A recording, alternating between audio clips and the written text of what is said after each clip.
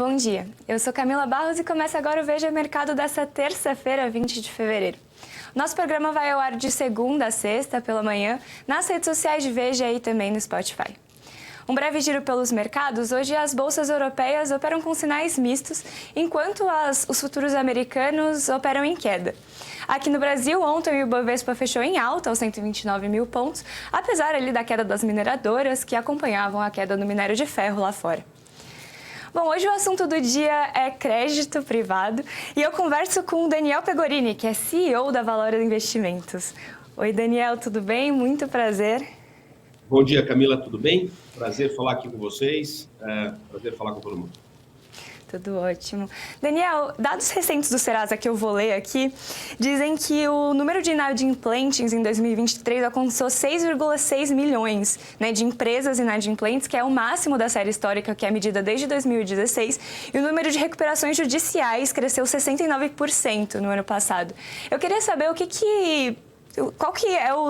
explica esse cenário de endividamento, de inadimplência das empresas? Tá, vamos lá. Camila, o ano passado foi um ano bem difícil para as empresas, né? Não vamos nem falar aqui nos casos específicos de empresas que ficaram pelo caminho, como Americanas, a própria Light, os problemas de mercado de crédito em si, mas além disso você teve um ano de Selic média muito elevada, né? E Selic é a base de custo de crédito das empresas. Vamos lembrar que você só começou a ter quedas na Selic de fato no segundo semestre, né? E ainda assim quedas relativamente pequenas, né, em relação ao patamar que você estava aí de taxa. Isso tudo em conjunto com um mercado de capitais bastante complexo, principalmente motivado aí pelo primeiro semestre, onde você teve todos aqueles eventos conhecidos de crédito. O mercado primário de crédito parou muito durante os primeiros meses, até maio e até junho um pouco. Depois você teve um certo alento, aí o mercado começou a funcionar. As taxas de juros, os cupons, né, a taxa que as empresas pagou de juros foi bastante elevada no ano passado. Também temos que lembrar que quando você fala de números proporcionais em relação a RJs, isso também esconde um pouco o número absoluto, né? A verdade é que o número absoluto não é tão grande assim quanto o número proporcional de aumento faz sentir, né? Se você lembrar, e no ano anterior você teve todas aquelas linhas do governo que suportaram as empresas, isso diminuiu também o número de RJs durante os anos anteriores, o que fez com que o número fosse maior, mas também um pouco enganado pela proporção, né? 69% parece um número grande, mas a verdade é que no número anterior tinha sido um pouco abaixo. Quando você olha a inadimplência, assim, não só as empresas, tá? Mas também a pessoa física no ano passado, teve um recorde de inadimplência. Essas curvas elas já começaram a ceder, tá? Se você pegar os números dos primeiros meses desse ano, você vai ver que a pessoa física já começou a ceder o número de inadimplência perto do histórico, então já está num compasso de redução, mas é verdade que o ano passado as famílias tiveram que se endividar mais para cumprir com as suas obrigações, e endividamentos maiores levam também a um número maior de inadimplências, né? Uma coisa importante de lembrar, a nossa base proporcional de crédito cresceu muito ao longo dos últimos anos. Então, muitas vezes, quando você está comparando o número proporcional, você tem um aumento, sim, de inadimplência, mas também tem que imaginar que o crédito, em geral, aumentou bastante, certo? Muita gente que não tomava crédito lá atrás passou a tomar depois das novas linhas, por exemplo, de consignado, esse tipo de coisa para a pessoa física. E das empresas também. Muitas empresas vieram ao mercado de capitais, o agro está aí para mostrar um pouco isso, a partir dos últimos anos. E isso, obviamente, ampliou a base sobre a qual a inadimplência acaba afetando, perfeito? Perfeito. Você citou aí o caso da Americanas, da Light, eu vou citar também a segunda parte da recuperação judicial da Oi, teve a 123 Milhas, teve mais recentemente a Gol. Eu queria saber se todos esses casos de recuperação judiciais de empresas grandes do mercado acabou enrijecendo o mercado de crédito no ano passado. Eu não tenho a menor dúvida, tá?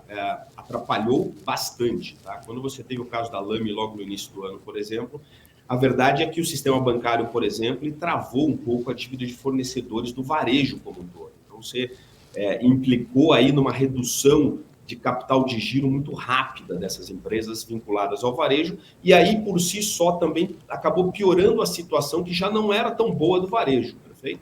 Não só do varejo, mas do conjunto de empresas como um todo. Quando você teve o problema da Lojas Americanas lá atrás, logo no início do ano, a verdade é que o mercado de crédito aumentou muito o cupom no mercado secundário. Então, vou te dar um exemplo. Imagina uma grande empresa que emitiu uma dívida CDI mais 1,5, 1,8, e de repente a dívida dela no secundário estava negociando a CDI mais 3,8, quase 4%. O que significa isso na prática? Isso basicamente inviabiliza que essa empresa faça uma nova emissão. Por quê? Porque o mercado. Para que um investidor vai comprar uma emissão a CDI mais 1,8 se ele pode comprar no mercado a CDI mais 3,8? Isso acabou travando bastante o mercado primário e atrapalhou bastante as empresas, principalmente no primeiro semestre do ano passado. Isso só se resolveu com o início da queda da Selic a partir do segundo semestre do ano passado e também os balanços que acabaram não vindo tão piores quanto se imaginava em termos de crédito. Perfeito. O mercado, ali, segundo o último boletim Focus, espera que a Selic termine o ano a 9%, né? Mas a gente sabe que o efeito dos juros mais baixos demora a fazer o efeito sobre o mercado de fato. Queria saber quanto tempo, mais ou menos, o efeito dos juros mais baixos vai chegar no mercado. As grandes empresas, elas acabam pegando esse efeito muito rápido, tá? Basicamente, as grandes empresas, elas emitem indexados a Selic, CDI, né? O CDI que é a Selic, e isso acaba sendo capturado por elas muito rápido. O problema está no mercado do chamado middle, né? Nas empresas pequenas e médias, que acabam descontando recebíveis e etc. E acaba que esse efeito acaba tendo, sim, um certo delay para chegar nessas empresas. Estamos falando aí de delays que podem demorar de 6 meses até 1 ano aproximadamente. E por que isso acontece? Porque boa parte desses bancos médios e desses, por exemplo, FDICs, que fazem o financiamento dessas cadeias, eles tomam dinheiro por um prazo longo, ou seja, o dinheiro já está impactado por aquele custo de financiamento. Então, ele não consegue baixar rapidamente a taxa de juros, porque se ele fizesse isso, ele estaria incorrendo num problema para ele, tá certo? Então, no final das contas, acaba, assim, demorando um pouco para ter esse repasse. Mas isso acontece numa faixa de 6 meses, mais ou menos, até 1 ano. E para 2024, essa perspectiva de inadimplência melhora, na sua opinião? Olha, a gente tem aquela famosa frase que a gente está cautelosamente otimistas com 2024. Né? Você tem uma série de inputs macroeconômicos razoáveis para bons, seja o PIB, seja a inflação, seja a queda da Selic, seja todos os movimentos que estão acontecendo sob o ponto de vista de crédito, né? O governo ajudando em algumas pontas aí de crédito. Então, a gente está cautelosamente otimista. As próprias empresas, os números que já estão saindo, estão mostrando balanços que estão vindo muito razoáveis em termos de crédito, quer dizer, principalmente depois de um ano tão difícil quanto o ano passado que elas atravessaram. Vamos lá, o problema todo está nos detalhes, né? De repente, você tem uma situação internacional que nem a dos Estados Unidos que pode mudar isso rapidamente, tá certo? Se vocês viram, por exemplo, que a semana passada saiu um número bastante ruim em termos de inflação nos Estados Unidos, né? Se esses números perdurarem, você pode ter uma modificação de cenário lá fora que pode impactar a gente de maneira bastante rápida. E por que isso é tão rápido? Porque a verdade é que hoje o mercado de capitais ele é muito globalizado e os capitais eles vão migrando de um lugar para o outro de acordo com uma maior eficiência no uso do capital. Então, se você tiver taxas de juros mais altas por mais tempo nos Estados Unidos, uma parte do dinheiro que viria para a gente vai para lá e acaba que a gente sofre um pouco os efeitos disso. Então, a gente está otimista com o Brasil, está preocupado com alguns cenários externos, né? Estados Unidos, a China, você tem todas essas guerras acontecendo, né? Ao mesmo tempo que aparentemente vivem aí um certo controle, mas bem instável, tá certo? Qualquer pequeno elemento pode levar aí a um problema muito maior. Ou seja, não é exatamente um céu de brigadeiro, tá certo? A gente está numa situação sob controle, mas eu não diria que dá para baixar a guarda nesse momento, porque pode mudar esse cenário muito rápido, tá certo? Daniel, no ano passado, o governo instituiu um programa, o Desenrola, para ajudar pessoas físicas a pagarem as suas contas em atraso, né? E aí já tem sinalizações do governo de que esse programa vai se estender para empresas. Eu queria saber se você acha que, se você acredita, que esse programa pode ajudar o mercado corporativo, falando ali de pequenas e médias empresas. Sim, pode. A verdade é que o programa para as pessoas físicas já ajudou bastante o mercado. Uma parte não estou falando que seja uma parte grande, mas uma parte da queda da inadimplência da pessoa física tem a ver com isso. Esses programas, eles são sempre saudáveis, porque de uma forma ou de outra, você precisa resgatar essas pessoas no processo de crédito. E aqui eu estou longe de fazer qualquer apologia política sobre isso, tá certo? Mas você precisa de tempos em tempos oxigenar o sistema para que você possa criar novas linhas de crédito. Dentro das empresas, a mesma coisa. O governo sempre fez essas dinâmicas voltadas para refinanciamento quando a questão era fiscal, por exemplo, né? Todo mundo sempre está vendo aí programas ou que estão acontecendo ou que vão acontecer, sob o ponto de vista fiscal. E aí aquela história, é sempre melhor você reorganizar e refinanciar e reestruturar do que ficar uma dívida impagável na outra ponta e você quebrar a empresa, o CNPJ. Na linha das empresas, a mesma coisa. Obviamente, sempre com aquele cuidado de não fazer com que estruturas como essa acabem se tornando muletas dentro do sistema do mercado de capitais, tá certo? E que isso vá parar dentro de um BNDES, a custo subsidiado e etc., porque a gente sabe onde é que esse conjunto de medidas que trazem algum tipo de benefício para as empresas, só que levam toda a conta para dentro do cidadão, tá certo? Então, o ideal dos mundos é que isso seja feito até numa lógica muito mais a mercado, você ter prazo para as empresas, né? Muitas vezes o problema das empresas não é o tamanho da dívida, não é nem a taxa de juros que elas estão pagando, muitas vezes é o prazo das dívidas, tá? O governo pode contribuir muito com isso na dinâmica de trazer prazo para pagamento, até muito mais do que, de fato, fazendo benefícios muito grandes sob o ponto de vista, de custos menores e etc. Perfeito. E agora falando um pouquinho de investimento em crédito, então, né? Dentro da Valora, qual que tem sido a estratégia, qual que foi a estratégia para navegar esse período complicado aí do crédito? Ótima pergunta. De verdade, quer dizer, quando você pega eventos como o da Lame lá do ano passado, a nossa conclusão óbvia aqui é que a única coisa que faz com que você consiga suportar um processo como esse é a pulverização de ativos, tá? Isso até o contrário de outros mercados, onde a gente sabe que uma determinada concentração é até eficaz do ponto de vista do médio e longo prazo. Quando você está falando de mercado de crédito, a pulverização ela é essencial, né? E é até um dos pontos que separa muito o que é um ambiente profissional de investimentos do ambiente pessoa física de investimentos, tá certo? Quando você olha a carteira de crédito de uma pessoa física, das 100 unidades monetárias que ela tem lá, normalmente ela vai ter 4 ou 5 créditos nessas 100 unidades monetárias. 100% da sua carteira são 4 ou 5 créditos. 100% da carteira de um fundo de crédito meu aqui da Valora tem mais de 100 posições, tá certo? E isso separa bastante. Por quê? Porque quando você tem um problema como esse, que é um problema de fraude, muito difícil de ser detectado, o importante é que isso não seja muito representativo da tua carteira. Porque dentro do crédito, normalmente você não vai ter a oportunidade de recuperar isso, tá certo? Você vai carregar esse problema por muito tempo, então é importante que ele seja pequeno dentro da sua carteira. Então, nossos pontos aqui principais no ano passado foi uma pulverização extrema e, segundo, você não ir muito longo, né? A verdade é que quando você olha a curva de juros no Brasil, pelo menos no ano passado, boa parte do ano, você não tinha uma diferença muito grande entre você emprestar dinheiro no curto prazo e no longo prazo em termos de taxa proporcional. O que significa isso? Olha, se eu posso emprestar dinheiro para uma empresa no curto prazo por uma taxa e no longo prazo é a mesma taxa, é melhor eu ficar no curto prazo, perfeito? Porque eu tenho mais mobilidade e qualquer evento vai me impactar muito menos. Então, redução do chamado duration, que é a duração média das operações, né? A duração para vencimento médio das operações. E pulverização das carteiras foi a nossa principal arma para nos proteger do cenário do ano passado.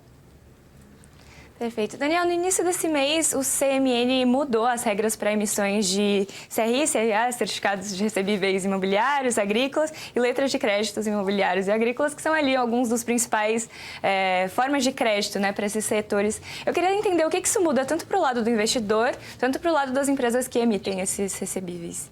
Tá, vamos lá. A verdade é que muda muito, tá? Esses ativos que muitas vezes estavam ligados a grandes corporações, em substituição, por exemplo, às debêntures emitidas, acabavam fazendo uma competição bastante desleal com o mercado de capitais no geral. Porque você imagina o seguinte, né? Quando você tem um fundo de crédito de prazo 15 dias ou 30 dias, e esse fundo entrega alguma coisa como CDI mais 1% ao ano de rentabilidade, e você coloca, e esse fundo paga imposto de renda, né? O investidor paga imposto de renda quando ele está nesse fundo, e você coloca ele no mesmo tabuleiro que tem um CRA, um CRI, uma LCI de uma grande instituição financeira, de um grande banco, de uma grande empresa, pagando CDI mais 0,5% ao ano líquido de imposto, trata-se de uma competição bastante desleal, tá certo? Então, no final das contas, ao longo do tempo, esses instrumentos, LCA, LCI, CRAS e CRIs, acabaram começando a ser usados pelas grandes corporações e, obviamente, dentro de alguns gaps que existiam em termos de legislação para lançar títulos isentos no mercado, né?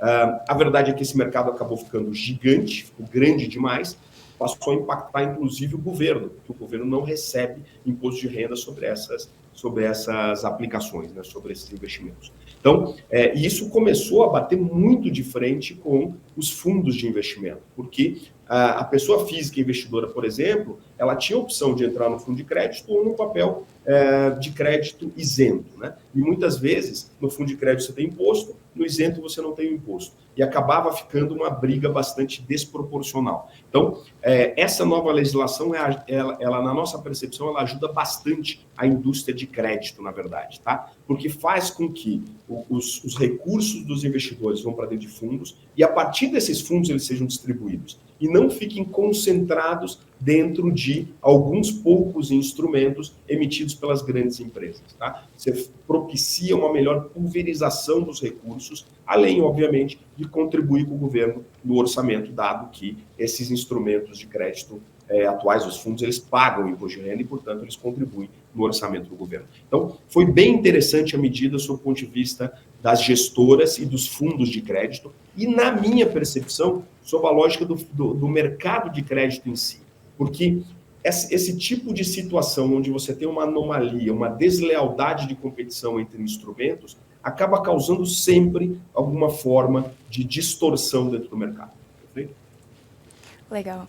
E, Daniel, considerando aí esse cenário de queda de juros ao longo desse ano, criou-se a expectativa de uma volta aí da renda variável, né, da Bolsa de Valores, da abertura de capitais. Eu queria saber como é que você enxerga essa perspectiva e se isso poderia ter um impacto sobre a renda fixa ao longo do ano. Momentos como esses são sempre propícios a você ter retomadas da renda variável, né? Você tem novos IPOs, você tem, né, follow-ons de empresas que não conseguiam acontecer nos anos anteriores por conta da dinâmica do mercado, do tamanho da taxa de juros e etc. Eu acho extremamente positivo. Tá? Em primeiro lugar, porque sempre que você tem um follow-on, você tem uma capitalização de uma empresa, isso, por natureza, melhora o crédito dela, perfeito? Porque você cria um layer abaixo do crédito de subordinação dele, que é o capital, que é o equity nessa empresa. Então, eu sempre acho positivo. Em segundo lugar, eu acredito que mercado, para ele ser bom, mercado de capitais, ele tem que ter todas as suas peças ao mesmo tempo. Todos os seus tipos de ativos. Seja ele a renda fixa, seja a renda variável, sejam os instrumentos de swap, os instrumentos de hedge e etc. Eles têm que estar sempre colocados para que as empresas possam usufruir de cada um deles para o que eles servem, tá certo? Normalmente uma dívida de mercado de capitais, ela é muito curta para você fazer um investimento grande e imobilizado. Para isso você precisa de um pedaço de investimento de ações e depois uma certa alavancagem em termos de capital. Então, eu sempre sou um defensor de que o mercado de capitais tem um equilíbrio entre entre os seus diferentes instrumentos, para que as empresas possam fazer um composto adequado de estrutura de capital. Então, eu acho muito bom, tá? Ainda bem que a taxa de juros está caindo, que você vai ter a abertura do mercado de ações novamente, e provavelmente isso vai ser muito propício, inclusive para a indústria da renda fixa ao longo do tempo, perfeito? Não dá para a gente ser aqui curtoprazista e entender só um lado do mercado, porque, como eu estava falando antes, isso acaba criando uma discrepância que depois acaba impactando o crédito também, perfeito? Grandes empresas precisam de processos de capitalização hoje no Brasil, por exemplo, o varejo, e essa capitalização só será possível com uma abertura do mercado de ações, perfeito? Perfeito. Era isso, Daniel. Muito obrigada pela sua participação. Foi extremamente enriquecedora. Saiba que as portas aqui estão sempre abertas para você. Eu que agradeço, Camila, muito obrigado. Eu gosto muito aí de vocês, eu vejo com bastante frequência o programa de vocês. Então, obrigado pela oportunidade, um prazer falar com vocês. Tá? Estou à disposição sempre que vocês tiverem necessidade, tá bom? Muito obrigada. Obrigado, pessoal. Tchau, tchau. Esse então foi o Veja Mercado dessa terça-feira, 20 de fevereiro. Gostaria de agradecer pela sua audiência e lembrar que o nosso programa é patrocinado pela JHSF. Amanhã, então, o nosso programa retorna às mãos do Diego Gimenez, que volta de férias. E eu encontro vocês numa próxima oportunidade. Obrigada.